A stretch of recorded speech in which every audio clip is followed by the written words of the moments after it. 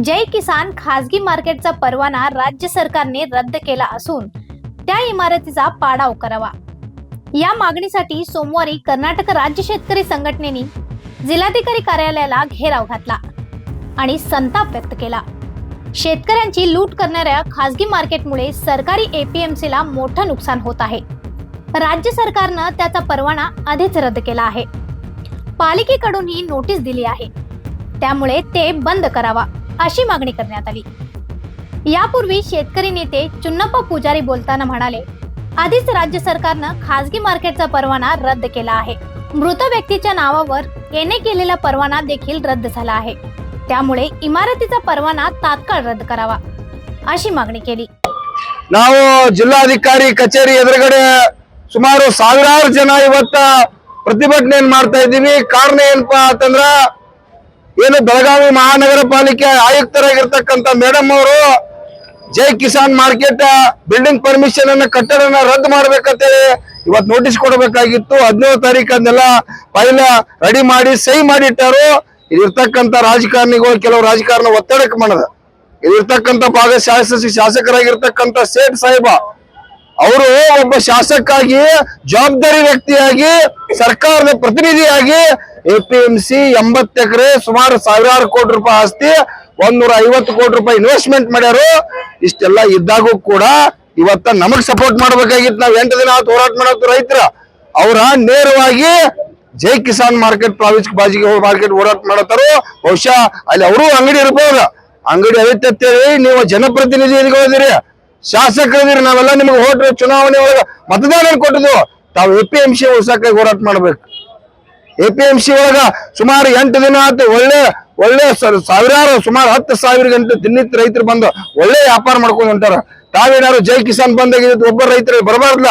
1000 ಜನ ಸ್ಮಶಾನ ಆಗಿತ್ತ, 4 ವರ್ಷ ಎಪಿಎಂಸಿ ಸ್ಮಶಾನ ಆಗಿತ್ತ 80 ಎಕರೆ।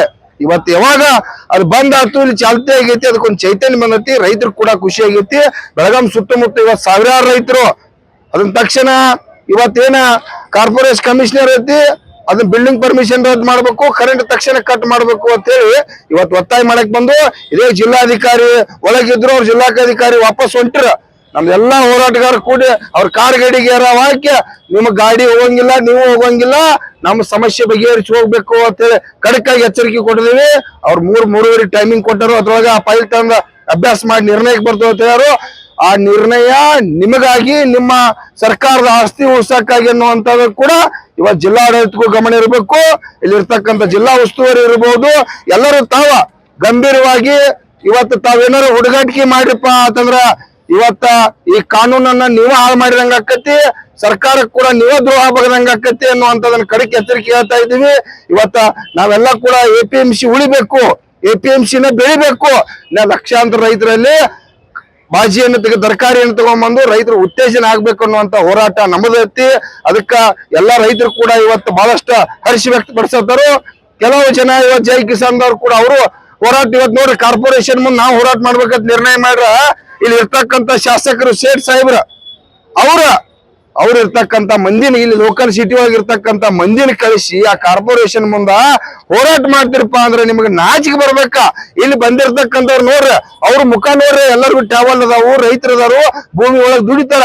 ಅಲ್ಲಿ ಬಂದವ್ರೆಲ್ಲ ಅಗದಿ ಹೈಫೈ ಜನನ ಬೇರೆ ಐತಿ, ಅದೆಲ್ಲ ನಾಟಕ ಬಿಡ್ರಿ।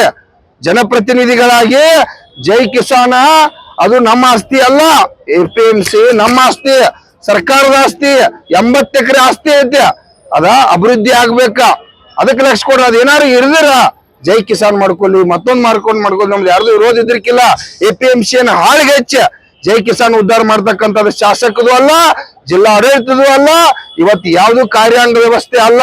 ತಕ್ಷಣ ಇವತ್ತು ಕಾರ್ಪೊರೇಷನ್ ಕಮಿಷನರ್ ಮೇಡಮ್ ತಕ್ಷಣ ಆದೇಶ ಮಾಡ್ರೇ ಹೋದ್ರೆ ಈ ಸಮಾಜ ನೋಡತೈತೆ, ನಮ್ಮ ಸೋಷಿಯಲ್ ಮೀಡಿಯಾ ನೋಡತ್ತಾರ, ಎಲ್ಲ ಪತ್ರಿಕಾ ಮಿತ್ರವ್ರು ನೋಡತ್ತಾರ, ಯಾವ್ದು ಅನ್ಯಾಯ ಯಾವ್ದು ನ್ಯಾಯ ಅನ್ನೋದ ಸಮಾಜ ನೋಡತೈತಿ। ನ್ಯಾಯ ಉಳಿಸ್ಕೋತಕ್ಕಂಥ ಜಿಲ್ಲಾಡಳಿತ ಜವಾಬ್ದಾರಿ ಐತಿ।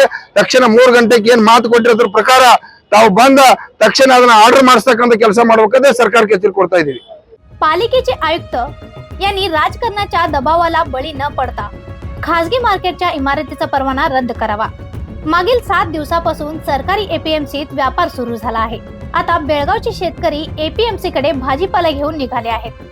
सरकारची मालमत्ता वाचवण्यासाठी राजकीय नेत्यांनी पुढे यावा असाही त्याने सांगितले. अशा आणखीन अपडेटसाठी सबस्क्राईब करा वॉइस ऑफ फेनोग्रामला.